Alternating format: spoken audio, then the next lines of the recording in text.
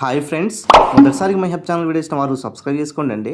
Group 1 త్వరలో మరో notification 250 ఖాళీల భర్తీకి సంబంధించినటువంటి ప్రభుత్వం కసరత్తు చేస్తుంది. సో విషయానికి వెళ్ళే ముందు ఒక చిన్న అనౌన్స్మెంట్ అనమాట. ఫ్రీ మెంటర్షిప్ ప్రోగ్రామ్ మనము జనవరి నుంచి స్టార్ట్ చేసుకుందాం కొత్త ఏడాదిలో.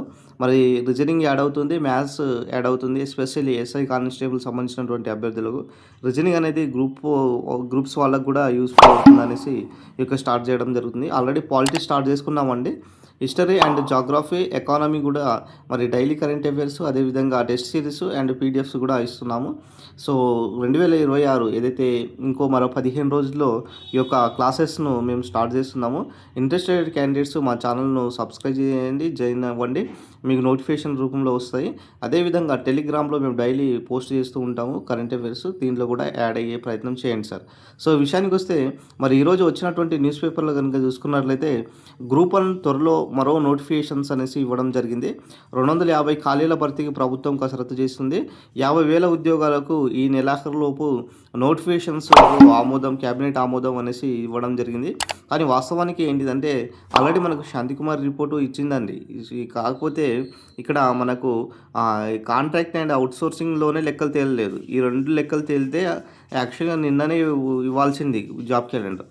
అయితే ఈ 14,000 అంగన్వాడీ టీచర్లు, అటు టీజీఎస్ ఆర్టీసీలో 3,500, విద్యుత్ శాఖలో 5,400 జూనియర్ లైన్మెన్, దేవాదాయ శాఖలో 1,500, 18,000 ఏమో పోలీస్ కానిస్టేబుల్, 4,000 ఏమో అధ్యాపక టీచర్లకు సంబంధించినటువంటి నోటిఫికేషన్ కోసం ప్రభుత్వం కసరత్తు చేస్తుందనేసి చెప్పడం జరిగింది.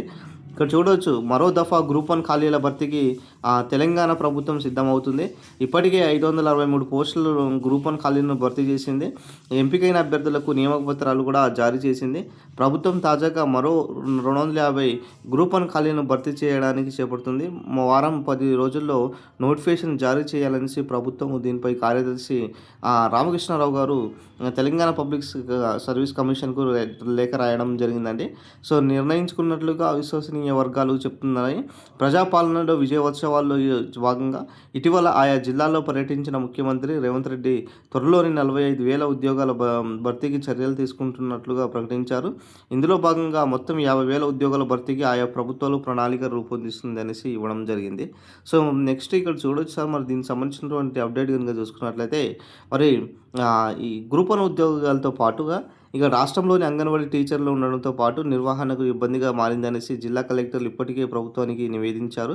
సో ఇప్పటికే ఖాళీగా ఉన్న టీచర్లతో కొత్తగా మరో ఏర్పాటు చేయనున్నటువంటి అంగన్వాడీ కేంద్రంలో టీచర్ల నియామకాలు చేపట్టాలనేసి ప్రభుత్వం భావిస్తున్నటువంటి సమాచారం.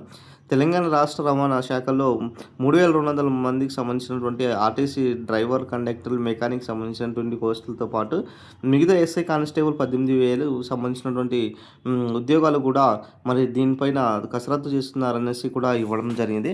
సో మొత్తానికి అయితే తెలంగాణలో మరోసారి నోటిఫికేషన్స్ వస్తున్నాయండి.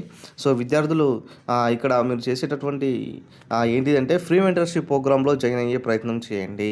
ఎందుకంటే మేము ఇచ్చేటటువంటి కోచింగ్ అనేది సో మీకు ఫ్రీగానే ఉంటుంది, చాలా క్వాలిటీతో ఇస్తున్నామండి. సో కాబట్టి ప్రతి నిరుపేద విద్యార్థులకు ఈ అవకాశాన్ని ఇవ్వాలన్న ఉద్దేశంతో ఇటు ఏపీపీఎస్సీలో కూడా మరి చూడొచ్చు, మనకు 99,000 ఉద్యోగాలకు సంబంధించినటువంటి నోటిఫికేషన్స్ అయితే రాబోతున్నాయి. కాబట్టి ఖచ్చితంగా మరి దీనికి సంబంధించినటువంటి నోటిఫికేషన్స్కి సంబంధించినటువంటి భర్తీ ప్రక్రియ అయితే రాబోతుంది. కాబట్టి ఖచ్చితంగా ఈ యొక్క విషయాన్ని గమనించాల్సినటువంటి పరిస్థితి అయితే ఏర్పడడం జరిగింది. సో ఎవరు ఎటువంటి డిసప్పాయింట్ అవ్వకుండా మీరు కనుక ఖచ్చితంగా ఫాలో అవుతే ఖచ్చితంగా నోటిఫికేషన్స్ అనేది 1 by 1 వచ్చే అవకాశాలు దాదాపుగా ఎక్కువ కనబడుతున్నాయండి. సో తెలంగాణలో మరొకసారి ఒక భారీ నోటిఫికేషన్స్ చూడబోతున్నాం. ఇది ఈరోజు సంబంధించినటువంటి updates. Thank you friends, thank you అండి.